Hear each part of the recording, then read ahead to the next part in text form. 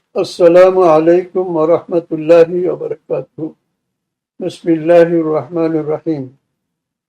আলোচনার বিষয় আউযু বিল্লাহি মিনাশ শাইতানির রাজীম।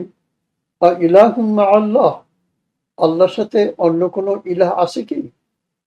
পবিত্র কোরআনের সূরা নমলের ৬০ থেকে ৬৪ পর্যন্ত ৫টি আয়াতে এই কথাগুলি মহান আল্লাহ পাক ৫ বার উল্লেখ করেছেন।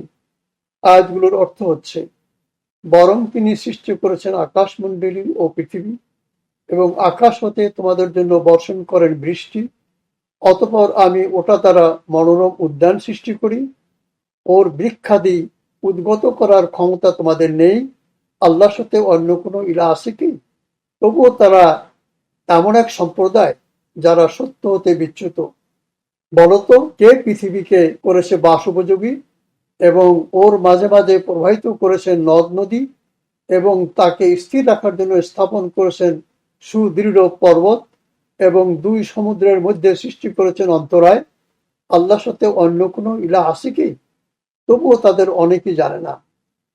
কে আর্তের আহ্বানে সাড়া দেন যখন সে তাঁকে ডাকে এবং বিপদ আপদ দূর করেন এবং তোমাদেরকে পৃথিবীতে প্রতিনিধি করেন? আল্লাহর সাথে অন্য কোনো ইলাহ আছে কি? তোমরা উপদেশ অতি সামান্যে গ্রহণ করে থাকো। কে তোমাদেরকে স্থলের ও পানির অন্ধকারে পথ প্রদর্শন করেন এবং কে স্বীয় অনুগ্রহের প্রাক্কালে সুসংবাদবাহী বায়ু প্রেরণ করেন? আল্লাহর সাথে অন্য কোনো ইলাহ আছে কি? তারা যাকে শরীক করে আল্লাহ তা হতে বহু ঊর্ধ্বে। বলতো, কে আদিতে সৃষ্টি করেন অতঃপর ওর পুনরাবৃত্ত করবেন এবং কে তোমাদেরকে আকাশ ও পৃথিবী হতে জীবন উপকরণ দান করেন? আল্লাহর সাথে অন্য কোনো ইলাহ আছে কি? বলো, তোমরা যদি সত্যবাদী হও তাহলে তোমাদের প্রমাণ পেশ করো। নফসে আম্মারা কুকাজ করার প্ররোচনা দেয়। এটা শয়তানের ওয়াসওয়াসা।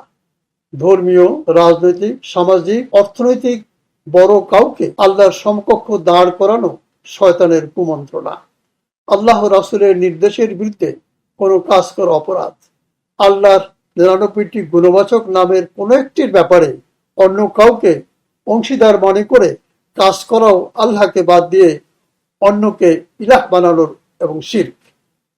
আল্লাহ আমাদেরকে খালেস ভাবে তাকে ইলাহ বানানোর তৌফিক দান করুন। আমিন। আসসালামু আলাইকুম ওয়া রাহমাতুল্লাহি ওয়া বারাকাতুহু।